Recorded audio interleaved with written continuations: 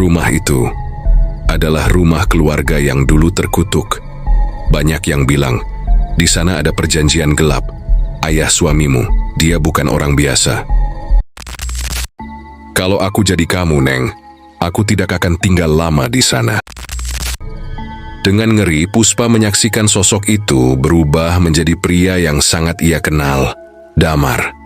Sosok yang selama ini ia cintai.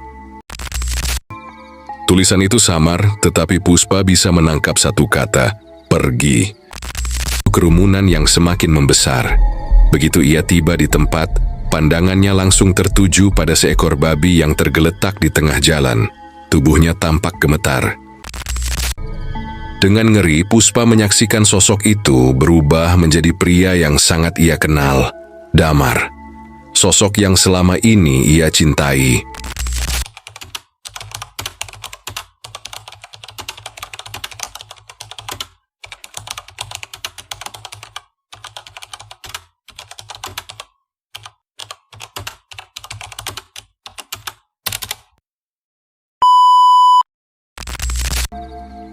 Puspa, gadis manis berusia 22 tahun, menjalani hidup sederhana namun penuh warna di Semarang.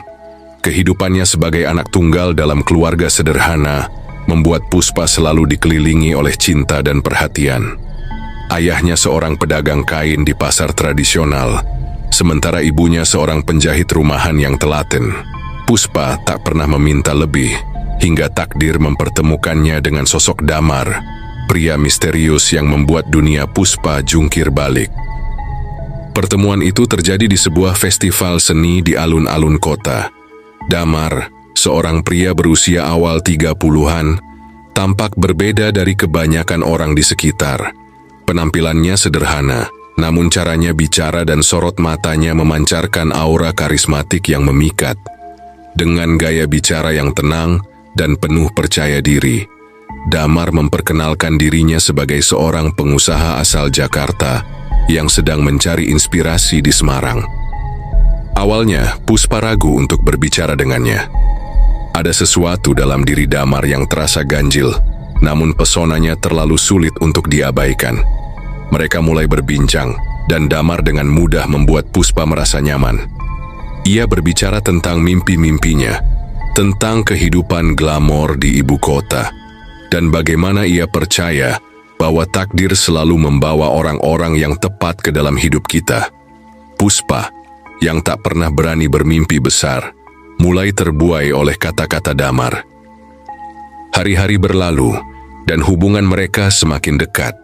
Damar tak hanya memperlakukan Puspa seperti ratu, tetapi juga selalu hadir dengan kejutan yang membuat Puspa merasa istimewa. Setiap pertemuan terasa seperti potongan cerita dongeng yang indah.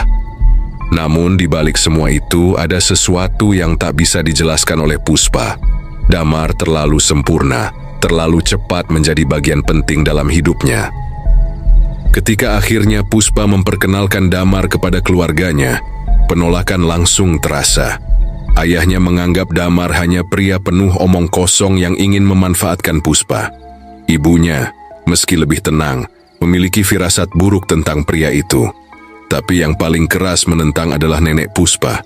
Dengan mata yang tajam, neneknya berkata, "Puspa, ada sesuatu yang tak beres dengan pria itu. Jangan percaya hanya pada manisnya kata-kata." Namun cinta telah membutakan Puspa. Setiap peringatan keluarganya hanya dianggap angin lalu. Puspa yakin bahwa Damar adalah pria yang dikirim oleh semesta untuknya. "Ini hidupku, Bu. Aku tahu apa yang aku lakukan," katanya suatu malam ketika ibunya mencoba berbicara dari hati ke hati. Akhirnya, dengan tekad yang bulat, Puspa memutuskan untuk mengikuti Damar ke Jakarta. Ia tak peduli bahwa keluarganya marah dan kecewa. Ia bahkan meninggalkan pesan singkat kepada neneknya sebelum pergi. "Nek, aku bahagia dengan pilihanku. Aku harap Nek bisa mengerti suatu hari nanti." Jakarta adalah dunia yang benar-benar baru bagi Puspa. Bersama Damar, ia merasa seperti hidup dalam mimpi. Namun, perlahan mimpi itu berubah menjadi teka-teki yang penuh misteri. Damar sering menghilang tanpa penjelasan. Ada rahasia gelap yang berusaha ia sembunyikan. Dan Puspa mulai merasakan bahwa keputusannya meninggalkan keluarganya mungkin adalah awal dari petualangan yang jauh lebih berbahaya daripada yang pernah ia bayangkan. Dan di malam yang gelap di Jakarta, dengan angin dingin yang berhembus menusuk tulang, Puspa mulai menyadari bahwa cinta ini memiliki harga yang jauh lebih tinggi dari yang ia perkirakan. Kehidupan pernikahan Puspa dan Damar di Jakarta awalnya terlihat seperti mimpi indah yang menjadi kenyataan. Meski sederhana, mereka tampak bahagia. Damar tetap sosok yang penuh perhatian, dan Puspa berusaha menyesuaikan diri dengan ritme kehidupan ibu kota. Namun, di balik keharmonisan itu, Puspa tak bisa mengabaikan kebiasaan aneh suaminya. Damar sering keluar malam tanpa alasan yang jelas, dan setiap kali ia kembali, wajahnya tampak tegang, seolah membawa beban berat yang tak ingin ia bagikan.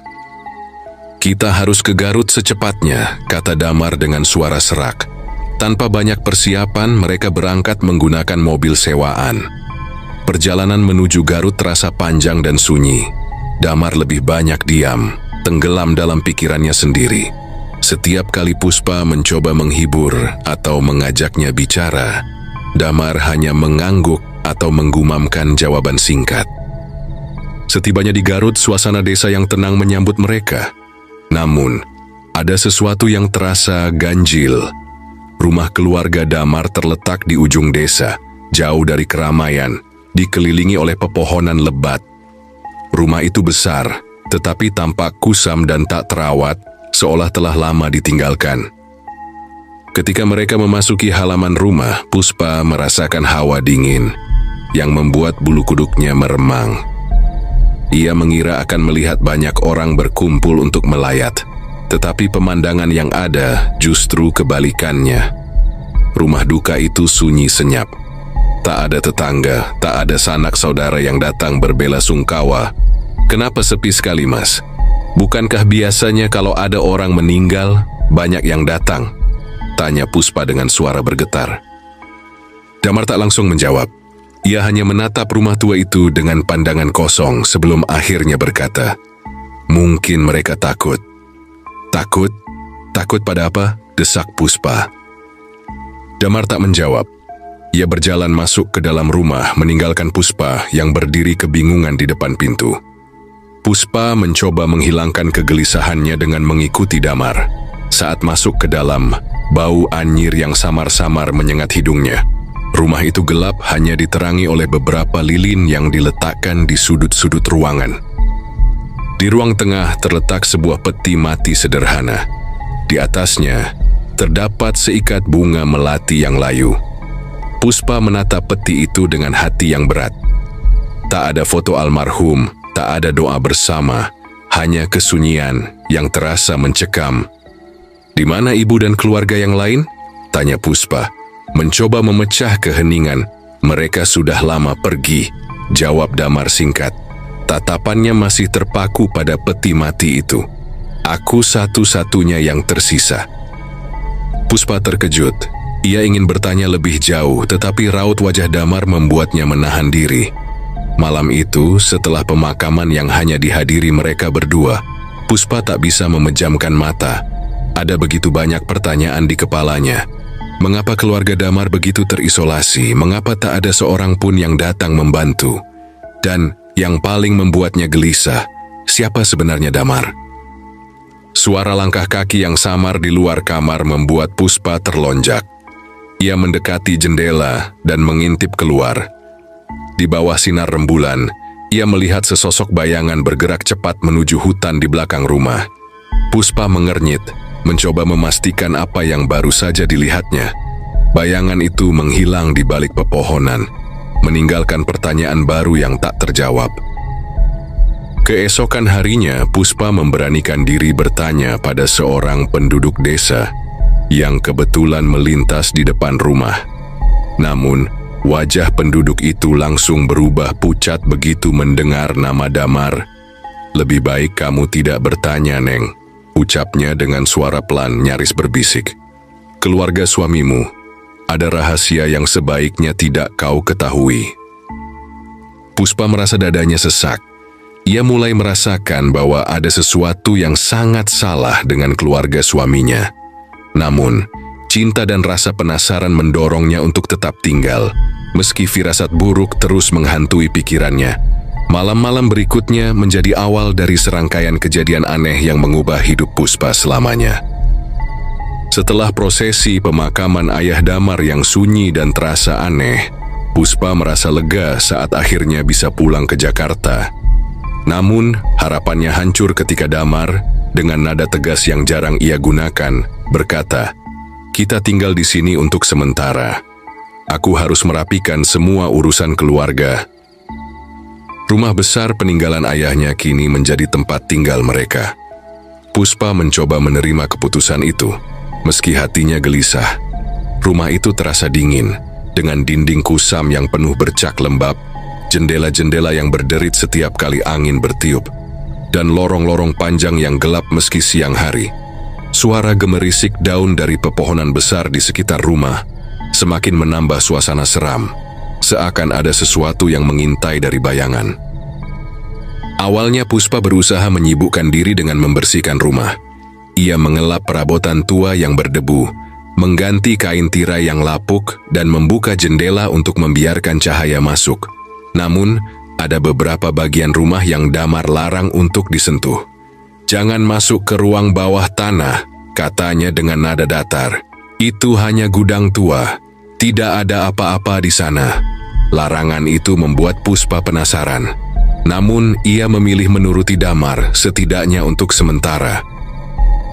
Hari-hari berlalu dan Puspa mulai merasakan keanehan.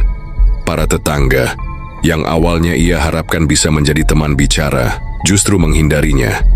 Setiap kali Puspa menyapa mereka, mereka hanya membalas dengan senyum canggung atau anggukan singkat sebelum buru-buru pergi.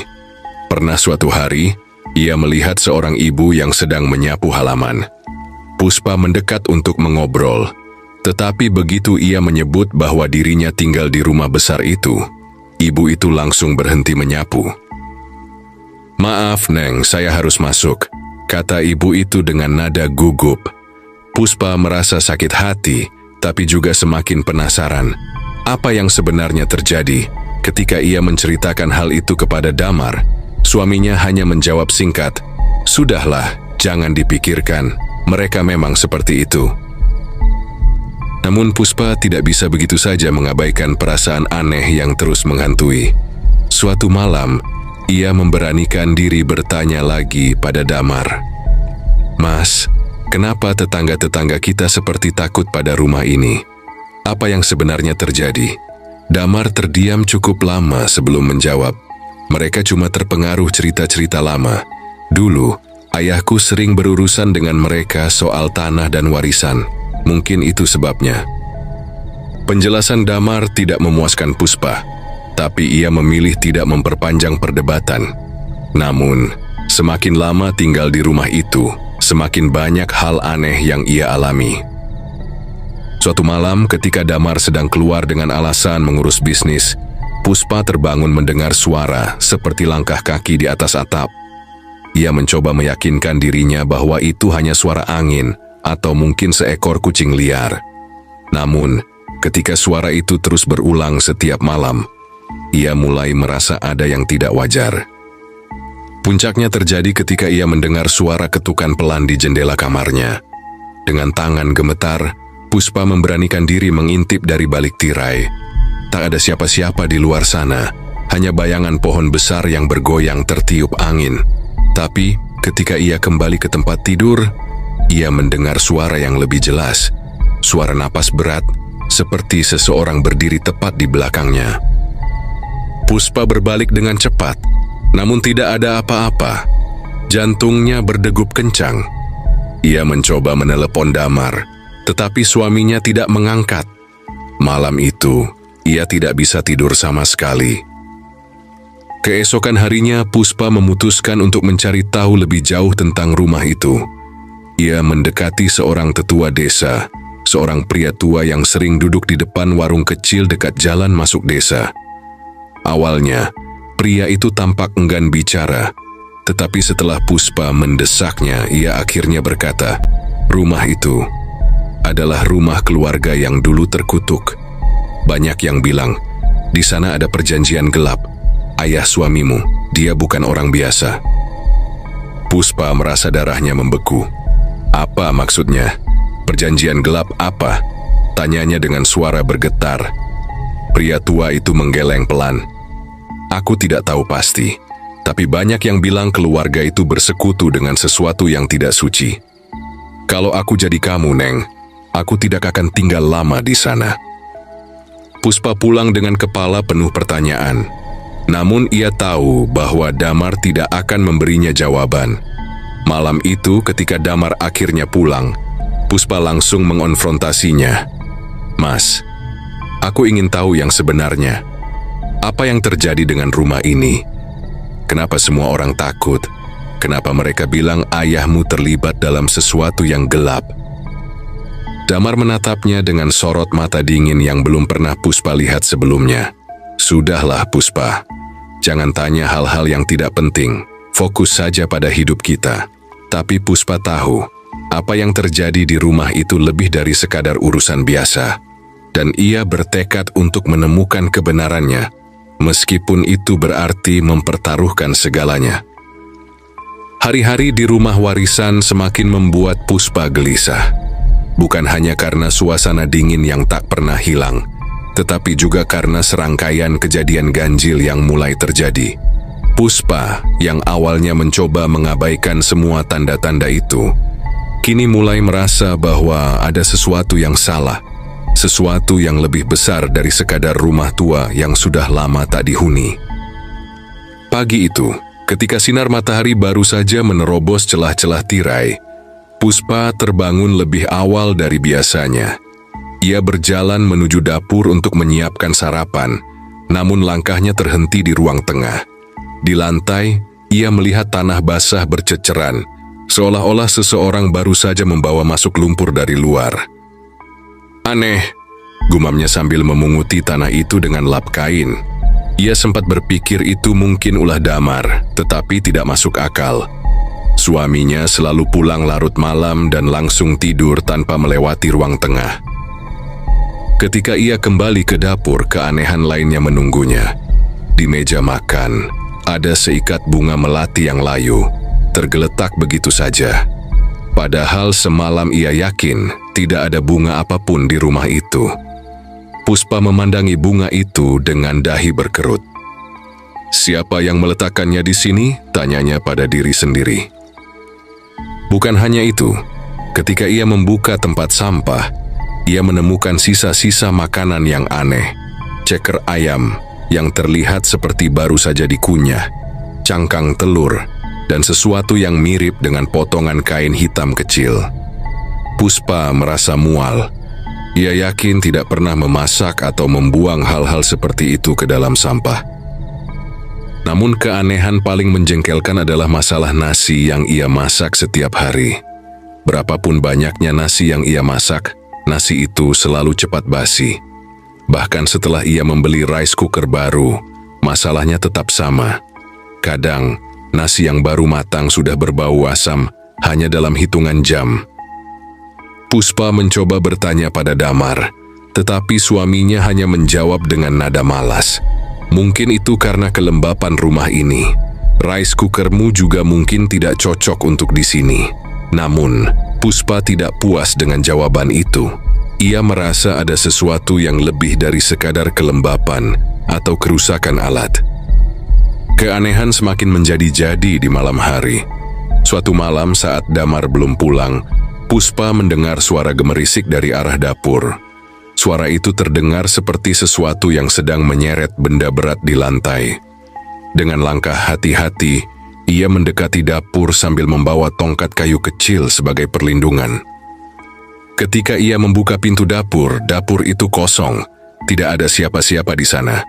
Tetapi di lantai, ia menemukan jejak tanah basah lagi. Kali ini membentuk pola aneh seperti bekas telapak kaki yang besar dan tidak beraturan. Puspa merasa tubuhnya merinding. Ia bergegas mengunci pintu dapur dan kembali ke kamar. Namun, Ketika ia masuk ke kamar, ia mendapati cermin di meja riasnya penuh dengan embun, meskipun semua jendela tertutup rapat. Di tengah embun itu, ada jejak jari yang seakan menuliskan sesuatu. Tulisan itu samar, tetapi Puspa bisa menangkap satu kata, pergi. Malam itu, Puspa tidak tidur. Ia mengunci pintu kamar dan menyalakan lampu sepanjang malam. Ketika Damar pulang, ia mencoba memberitahu tentang apa yang terjadi, tetapi Damar lagi-lagi menolak mendengar. Puspa, kamu terlalu banyak berpikir. Rumah ini memang tua, wajar kalau ada hal-hal aneh. Namun raut wajah Damar yang tegang saat ia mengatakan, itu membuat Puspa yakin bahwa suaminya menyembunyikan sesuatu. Apalagi ada satu hal yang semakin membuatnya gelisah. Damar tidak pernah terlihat bekerja, tetapi selalu membawa uang dalam jumlah besar. Setiap kali ia bertanya tentang asal uang itu, Damar hanya berkata, "Aku masih punya tabungan. Jangan khawatir soal uang." Tabungan? Puspa tahu betul bahwa mereka tidak memiliki simpanan sebanyak itu. Ketika mereka meninggalkan Jakarta, kondisi keuangan mereka biasa saja. Tapi kini, Damar mampu membeli barang-barang mahal tanpa pikir panjang. Bahkan, ia pernah membawa pulang emas batangan kecil tanpa memberi penjelasan dari mana ia mendapatkannya. Yang paling mencurigakan, setiap malam Damar selalu keluar rumah. Ia hanya berkata bahwa ia akan menemui teman-temannya di desa. "Ada urusan yang harus aku selesaikan," katanya sambil mengenakan jaket. Namun ketika Puspa bertanya lebih jauh tentang teman-teman itu, Damar langsung mengalihkan pembicaraan. Pernah suatu kali, Puspa mencoba menunggu suaminya pulang hingga larut malam. Ketika Damar akhirnya kembali, tubuhnya berbau tanah basah, dan wajahnya terlihat lelah seperti habis melakukan sesuatu yang berat. "Kamu dari mana, Mas? Kenapa bau tanah seperti ini?" tanya Puspa, suaranya penuh kekhawatiran. "Sudah kubilang, aku hanya bertemu teman-teman. Jangan tanya macam-macam," jawab Damar dengan nada tajam. Untuk pertama kalinya, ia menunjukkan kemarahan yang tak pernah Puspa lihat sebelumnya. Malam itu, Puspa menangis sendirian di kamar. Ia merasa semakin terasing di rumah itu. Suaminya, yang dulu ia percaya sepenuh hati, kini seperti orang asing. Puspa tak bisa lagi menahan kegelisahannya. Rumah besar yang mereka tinggali, yang seharusnya menjadi tempat yang aman dan nyaman, kini terasa semakin menekan. Keanehan-keanehan yang terus mengganggu pikirannya, membuat setiap sudut rumah itu seperti tempat yang tidak pernah ingin ia singgahi. Namun, yang paling membuatnya tertekan adalah kebisuan Damar yang semakin dalam. Suaminya yang dulu penuh cinta kini seperti orang asing. Suatu pagi setelah Damar pergi keluar rumah dengan alasan yang sama seperti biasa, menemui teman lama, Puspa memutuskan untuk berjalan-jalan sejenak. Ia merasa terperangkap di dalam rumah yang sepi dan merasa sedikit lega ketika menghirup udara segar di luar. Puspa memutuskan untuk singgah di warung kopi dekat jalan utama, berharap bisa berbincang dengan beberapa tetangga dan meredakan kecemasannya. Namun begitu Puspa melangkah masuk, suasana di warung terasa berbeda. Beberapa orang yang duduk di meja-meja kecil diam sejenak saat ia memasuki ruangan. Pembicaraan mereka terhenti dan mata mereka yang penuh rasa ingin tahu beralih kepadanya.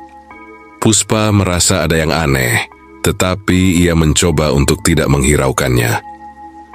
Ia duduk di sudut warung, memesan secangkir kopi dan mencoba melupakan beban yang selama ini ia bawa. Namun percakapan di meja sebelah mulai terdengar jelas, seolah-olah untuk mengguncang ketenangannya. "Dengar-dengar keluarga Damar itu ada hubungannya dengan pesugihan, ya?" Puspa membeku mendengar bisikan itu. Suara itu datang dari seorang wanita tua yang dikenal cukup baik oleh Puspa. Wanita itu yang biasa berdagang di pasar, kini berbicara dengan suara pelan, namun penuh makna. "Iya, katanya mereka sudah lama terlibat dengan hal-hal gelap. Banyak yang bilang, rumah besar itu bukan sekadar warisan biasa. Ada perjanjian yang tidak bisa ditolak. Puspa merasa panas merayapi wajahnya. "Apa maksudmu?" desaknya, meskipun suaranya hampir terdengar seperti desahan. Wanita itu meliriknya, lalu menunduk sejenak seolah berpikir, apakah akan melanjutkan pembicaraan itu. Tetapi ia kemudian melanjutkan dengan suara yang lebih pelan, seakan takut seseorang mendengar. "Dulu, ayah Damar sering berurusan dengan orang-orang yang tidak dikenal. Banyak yang curiga mereka melakukan pesugihan, terutama setelah rumah itu dibeli. Mereka bilang, Damar sendiri juga ikut terlibat. Tahu kan, kalau orang yang melakukan itu bisa mendapat kekayaan dan kekuasaan, tapi dengan harga yang sangat tinggi. Banyak yang sudah merasakannya." Puspa merasa darahnya seperti membeku. Mendengar kata pesugihan, membuatnya teringat kembali pada firasat buruk yang dulu disampaikan neneknya. Nenek selalu memperingatkan Puspa untuk berhati-hati dengan Damar, dengan keluarganya yang misterius. Tetapi cinta membuatnya mengabaikan semua peringatan itu, termasuk firasat nenek yang mengatakan bahwa ada sesuatu yang sangat gelap yang menyelubungi keluarga Damar. Puspa mendengar suara bisikan lain dari meja sebelah.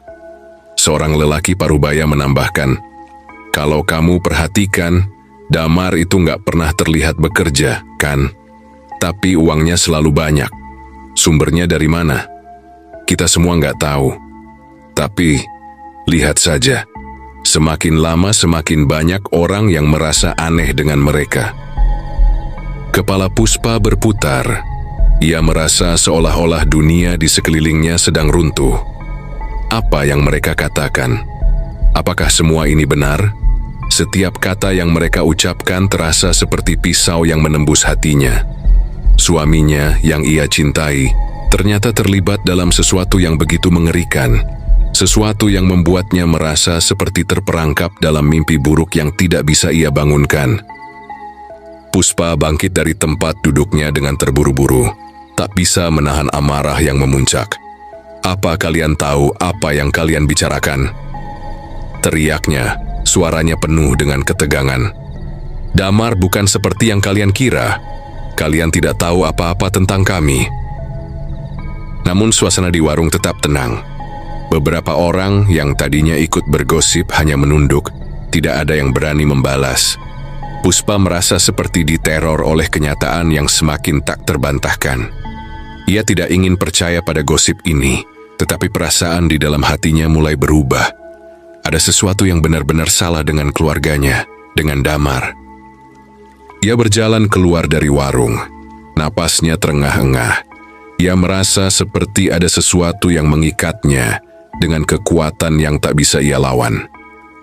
Dalam perjalanan pulang, pikirannya terus berputar tentang apa yang ia dengar di warung itu. Tentang pesugihan, tentang Damar, tentang rumah yang terasa semakin seperti penjara. Sesampainya di rumah, Puspa terkejut melihat Damar sudah pulang lebih awal dari biasanya. Pria itu duduk di ruang tamu dengan wajah kosong, seperti biasa. Namun, ada sesuatu yang berbeda kali ini. Matanya yang dulu penuh cinta dan perhatian, kini tampak dingin, seperti mata orang asing yang tak lagi mengenalnya. Puspa menatapnya dengan penuh kebingungan. "Mas, apakah apa yang mereka katakan itu benar?" tanyanya dengan suara hampir tak terdengar. Damar hanya terdiam, menatapnya tanpa ekspresi. Ia tidak menjawab, hanya membiarkan keheningan memenuhi ruangan. Perasaan takut dan marah campur aduk dalam diri Puspa. Ia ingin mendapatkan jawaban, tetapi jawaban yang ia harapkan tidak pernah datang. Ia merasa semakin jauh dari Damar, semakin tenggelam dalam kegelapan yang tidak ia pahami. Ia tahu satu hal, sekarang tidak ada jalan kembali.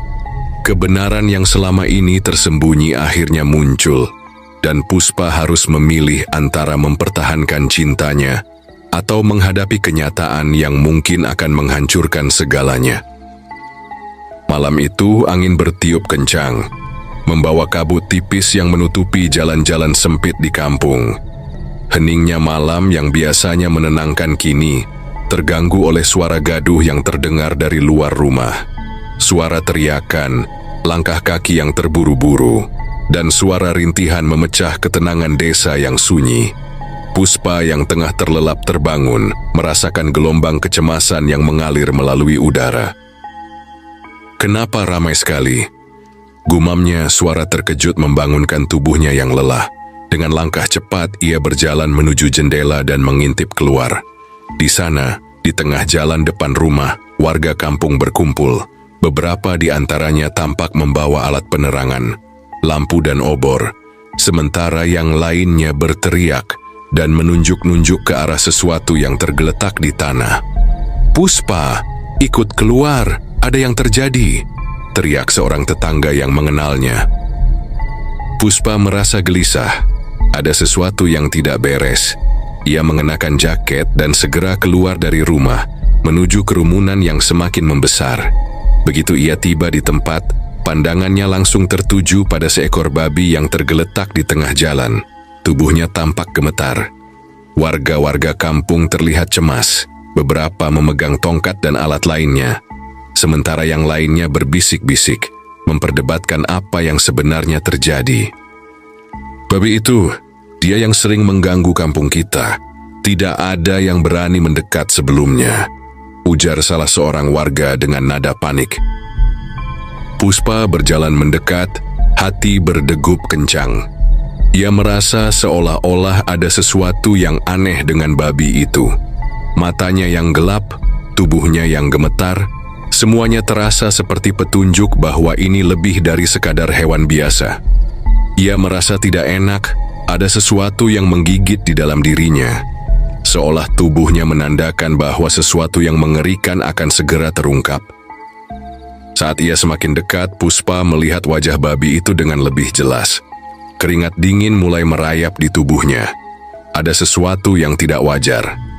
Perlahan, tubuh babi itu berguncang, seperti sedang bertransformasi. Perlahan, tubuh besar itu menyusut dan terangkat, membentuk sosok yang lebih manusiawi. Tubuhnya yang kasar dan bulu-bulunya berkurang dengan cepat. Puspa terbelalak, matanya melebar tak percaya, tubuhnya kaku, seolah-olah ia tak bisa bergerak. Dengan ngeri, Puspa menyaksikan sosok itu berubah menjadi pria yang sangat ia kenal, Damar. Sosok yang selama ini ia cintai. Damar kini terbaring di sana, terkulai lemas, dengan wajah pucat dan mata yang tak lagi menatapnya dengan penuh cinta. Seketika, tubuh Puspa terasa seperti dibekukan. Damar, dengan segala kerahasiaan dan kebisuan yang menyelubunginya, kini terungkap dalam wujud yang lebih mengerikan daripada yang pernah ia bayangkan. Puspa merasa seolah-olah dunia di sekelilingnya hancur seketika. Semua yang ia lihat, semua yang ia rasakan, tiba-tiba menjadi begitu nyata dan mengerikan. Tidak mungkin," bisik Puspa dengan suara yang hampir tak terdengar. Warga kampung yang melihatnya tidak kalah terkejut. Beberapa dari mereka mundur, terkejut dan ketakutan. Sementara yang lainnya mulai berbisik, menggumamkan hal-hal yang lebih mengerikan tentang apa yang baru saja mereka saksikan. Itu Damar, dia yang selama ini. Puspa jatuh berlutut di tanah, matanya terpejam rapat, kepalanya berputar dan tubuhnya terasa lemas. Seolah dunia sekitarnya hancur, seperti sebuah mimpi buruk yang tak dapat ia bangunkan. Ia tak bisa berkata-kata, tak bisa menangis, hanya merasa seperti terperangkap dalam ketakutan yang mencekam. Semua perasaan yang terkumpul selama ini, rasa takut, kebingungan, dan amarah, terasa seperti ledakan yang siap menghancurkan dirinya. Puspa tidak bisa lagi membedakan antara kenyataan dan mimpi. Apa yang ia saksikan, apa yang ia alami selama ini, ternyata jauh lebih gelap dari yang bisa ia bayangkan. Tiba-tiba dunia di sekitarnya terasa berputar begitu cepat.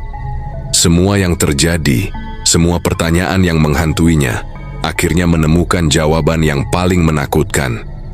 Damar, suaminya, ternyata terlibat dalam sesuatu yang jauh lebih mengerikan daripada sekadar kesalahan atau kebohongan. Ia terlibat dalam pesugihan yang mengubahnya menjadi sosok yang paling ditakuti. Puspa terjatuh ke tanah, pingsan seketika. Segala apa yang baru saja ia saksikan, seolah menghancurkan segalanya yang pernah ia percayai. Dalam keheningan yang mencekam, warga kampung melihat tubuh Puspa yang terkulai tak sadarkan diri. Beberapa berusaha mendekat, namun ketakutan mereka akan hal yang baru saja terjadi membuat mereka ragu. Damar atau apapun yang kini ada dalam tubuhnya masih tergeletak di sana, tak bergerak. Suasana sunyi itu hanya terpecah oleh suara gemerisik angin yang berdesir, membawa kabut yang semakin tebal, menutupi wajah-wajah ketakutan yang kini mulai saling menatap, berbisik, dan bertanya-tanya tentang apa yang akan terjadi selanjutnya. Puspa perlahan membuka matanya. Kepalanya terasa berat, seperti ada beban tak terlihat yang menghimpit jiwanya. Ia terbaring di tempat yang tak ia kenali, namun bau familiar rumahnya terasa di sekelilingnya. Ketika ia mencoba duduk, tubuhnya terasa kaku, seolah ia baru saja melalui perjalanan yang sangat panjang dan melelahkan. Matanya berusaha menyesuaikan diri dengan cahaya yang remang-remang, dan ia menyadari bahwa ia berada di kamar tidur mereka. Kamar yang dahulu terasa penuh cinta dan kehangatan, kini terasa dingin dan asing. Dengan terengah-engah, Puspa berusaha mengingat-ingat apa yang terjadi. Kenangan akan malam yang penuh kegilaan, babi yang berubah menjadi damar, dan suara teriakan dari warga kampung tiba-tiba datang kembali menghantui pikirannya. Ia menutup matanya sejenak, mencoba menghilangkan gambaran itu dari pikirannya, tetapi itu terlalu nyata. Tidak ada jalan untuk lari dari kenyataan yang begitu mengerikan. Kemudian, suara pintu terbuka terdengar dari luar kamar. Puspa menoleh, berharap itu adalah Damar. Berharap ia akan menjelaskan semuanya, mengungkapkan apa yang sebenarnya terjadi. Namun, yang muncul bukanlah suaminya, melainkan seorang tetangga yang tampak terkejut melihat Puspa sudah bangun. "Puspa, kau sudah sadar?" tanya tetangga itu dengan cemas. Puspa hanya bisa mengangguk lemah. "Damar, di mana Damar?" Suaranya serak, seolah-olah ia berbicara melalui kabut ketakutan yang pekat. Tetangga itu menghela napas panjang, wajahnya terlihat murung. "Damar, dia sudah dimakamkan.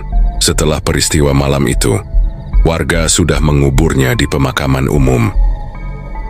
Puspa bangkit dengan susah payah, menahan tubuhnya yang masih lemas. Ia mulai mengingat kembali semua keanehan yang terjadi selama ini. Uang yang selalu melimpah, meskipun Damar tidak pernah terlihat bekerja. Nasi yang selalu cepat basi, meskipun ia memasak dengan hati-hati. Kebiasaan Damar yang selalu keluar malam, tanpa pernah memberi penjelasan jelas tentang tujuannya. Semua itu kini tampak seperti bagian dari sebuah puzzle yang tak bisa ia pahami. Tetapi akhirnya, malam itu, setelah penampakan yang mengerikan, semua itu mulai menyatu. "Pesugihan," bisik Puspa, seolah kata itu keluar begitu saja dari bibirnya. Ia tak bisa menahan dirinya untuk mengakui kebenaran yang semakin terang. Wanita itu mengangguk pelan. "Ya Puspa, semua yang kamu lihat kemarin malam itu adalah bagian dari ritual pesugihan yang dilakukan Damar.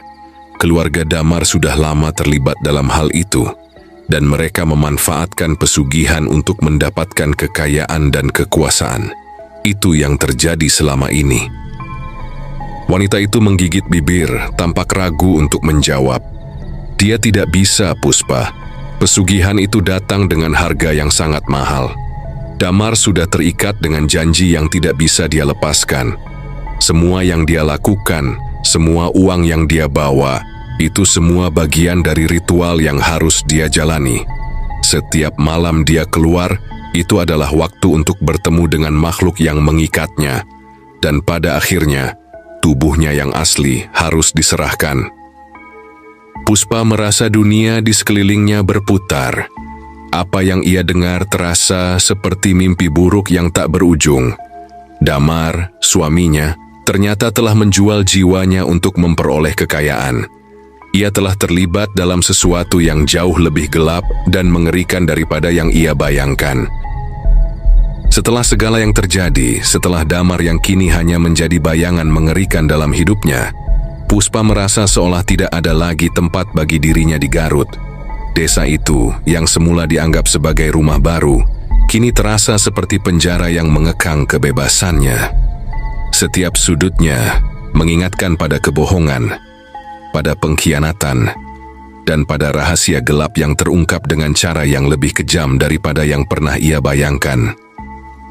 Tanpa berkata apa-apa pada siapapun, Puspa memutuskan untuk meninggalkan rumah peninggalan Damar. Tanpa Damar di sisinya, rumah itu kosong, hanya dipenuhi kenangan pahit dan gelap yang tak akan pernah ia lupakan. Dalam diam, ia mengumpulkan barang-barangnya dan pergi, meninggalkan kampung yang dulunya menjadi saksi awal kebahagiaannya. Perjalanan kembali ke Semarang terasa panjang dan berat, seolah setiap langkah yang ia ambil menambah beban yang tak bisa ia lepaskan. Setiap perhentian dalam perjalanan itu membawa kenangan tentang masa lalu, yang kini terasa jauh sekali, seakan sudah berlalu bertahun-tahun. Meskipun baru beberapa hari yang lalu Damar masih ada di sisinya. Sesampainya di Semarang, Puspa merasakan kelegaan yang aneh. Keluarganya, meski awalnya marah besar karena pernikahannya dengan Damar, kini melihat perubahan yang sangat besar pada diri Puspa. Mereka melihat mata Puspa yang kosong, wajah yang suram, dan tubuhnya yang tampak lelah, seolah seluruh semangat hidupnya telah terkuras habis. Puspa disambut oleh ibu dan ayahnya yang langsung memeluknya erat, seolah tidak ingin melepasnya lagi. Meski tak ada kata-kata yang cukup untuk menggambarkan rasa sakit yang mereka lihat di wajah putri mereka, mereka tetap berusaha memberi pelukan hangat untuk menenangkan hati Puspa. "Sudah di sini, Nah. Kamu aman di sini," kata ibunya dengan suara penuh kasih. Namun yang paling mengesankan adalah neneknya, nenek Puspa, yang sejak awal telah merasa ada sesuatu yang salah dengan hubungan Puspa dan Damar, kini tampak semakin tua dan rapuh. Wajah neneknya yang biasanya ceria dan penuh kebijaksanaan kini terbalut dengan ekspresi yang penuh kesedihan, seolah firasat buruk yang selama ini ia rasakan telah menjadi kenyataan. Puspa duduk di ruang keluarga, dikelilingi oleh orang-orang yang menyayanginya, namun hatinya terasa kosong. Ia ingin berbicara, ingin menjelaskan apa yang telah terjadi, tetapi kata-kata terasa begitu sulit keluar dari mulutnya. Semua yang terjadi terasa seperti mimpi buruk yang tak pernah berakhir, dan kini ia hanya bisa meratap dalam diam. "Nek, aku tidak tahu harus bagaimana. Semua yang aku lakukan, semua yang aku percayai, ternyata semuanya salah," kata Puspa dengan suara yang hampir tidak terdengar. Air mata mulai mengalir di pipinya. Neneknya mendekat menepuk lembut pundak Puspa. "Cucuku, aku sudah merasa ada yang tidak beres dari awal. Firasatku, firasat seorang nenek, kadang memang lebih tajam dari apa yang kita lihat. Kamu terlalu tergesa-gesa, terlalu jatuh cinta, hingga tidak melihat ada yang gelap di balik kebahagiaan itu." Puspa menunduk, meresapi kata-kata neneknya. Ia merasa sangat lemah, merasa seolah-olah telah kehilangan segalanya. Cinta, harapan, dan impian masa depan yang dulu ia bayangkan bersama Damar. Namun, di tengah kesedihannya, ia juga mulai merasa ada secercah cahaya yang muncul dari kegelapan itu. Mungkin ini adalah titik balik dalam hidupnya. Mungkin setelah semua yang terjadi, ia bisa memulai lagi. Meskipun dunia yang ia kenal kini terasa begitu asing dan hancur. Namun saat ia terdiam dalam pikirannya, ia ingat satu hal yang membuat hatinya sedikit lega. Keluarganya ada di sini untuknya. Mereka tidak menilai, mereka tidak membencinya. Mereka hanya ingin melihat Puspa kembali bangkit, meskipun perjalanan itu sangat sulit. Seiring berjalannya waktu, keluarga Puspa berusaha untuk memberi dukungan penuh. Ibu dan ayahnya berusaha keras untuk membuat Puspa merasa diterima kembali. Dan meskipun luka di hati Puspa belum sepenuhnya sembuh, ia mulai belajar bahwa di balik setiap kejatuhan, ada kesempatan untuk berdiri kembali. Demikianlah cerita horor pada video kali ini. Terima kasih sudah menonton video ini. Jangan lupa untuk like, komen, dan subscribe, serta nyalakan juga notifikasinya agar tidak ketinggalan untuk video-video selanjutnya.